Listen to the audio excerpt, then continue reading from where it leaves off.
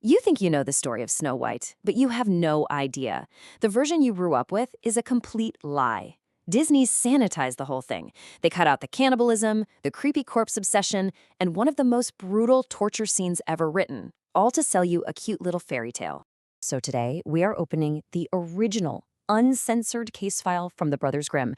And let me tell you, this thing reads less like a children's story and more like a medieval true crime report.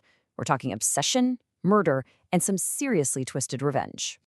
All right, let's get right into it. First up on the docket is the horrifying climax that Disney absolutely did not want you to see. I mean, this scene was so brutal, they completely scrubbed it from the record.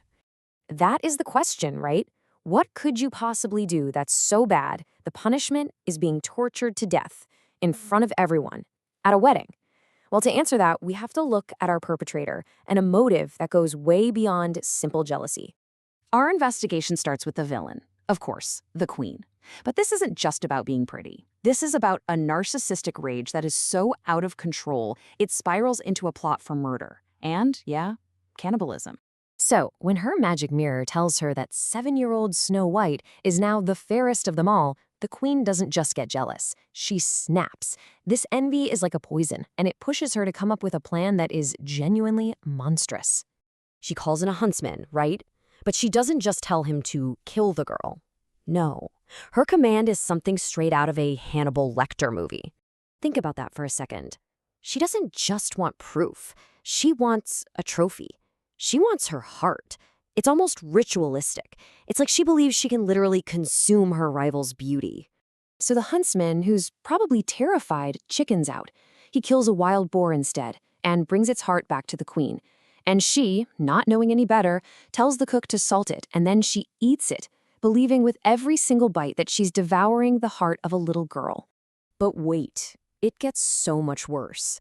When the mirror snitches on her and reveals that Snow White is still alive, the queen decides to get her own hands dirty. She basically becomes a hands-on serial attacker, and her methods just get more and more unhinged. First, she goes undercover as an old peddler and ties Snow White's dress so tight that she can't breathe and collapses. When that fails, she comes back, this time with a poisoned comb. The second it touches Snow White's hair, she's out cold. You can see the escalation here. For her third and final attempt, she goes full mad scientist. She creates this masterpiece of evil, a poison apple. But here's the genius part. It's only poisoned on the pretty red side. This way, she can take a bite from the safe white side right in front of Snow White to prove it's okay. It is the perfect trap. Okay, so you think this is where the hero shows up to save the day, right?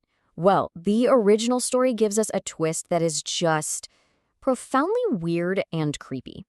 Yeah, just forget true love's kiss. That is a total Disney invention. In the Grimm version, the prince finds her glass coffin, sees her body, and becomes instantly obsessed with the corpse. He thinks she's dead, and he still wants her. I mean, that is a massive red flag. He says he wants her as his dearest possession. He's not in love, he's a collector. He wants to take her dead body home like a trophy. And she only wakes up by a complete accident. His servants are carrying the coffin, they stumble, and the jolt dislodges the piece of apple from her throat. That's it. No magic, just dumb luck. So let's fast forward to the grand finale. Snow White is alive, she's about to marry this very strange prince, and the evil queen gets a wedding invitation. And her ego is so big, she just has to go. The moment the queen walks into the castle, she's recognized. But they don't just throw her in a dungeon for life. Oh no. They had something much more public, much more painful in mind. What happens next is straight out of Game of Thrones. This isn't about justice anymore. This is a public spectacle of torture designed for maximum suffering and humiliation. This part is just chilling. They had a pair of iron shoes sitting in burning coals, just waiting for her. And then they'd bring them out with tongs, glowing red hot. You can just imagine the heat pouring off of them. In front of the entire wedding party, they force the queen into these searing hot shoes.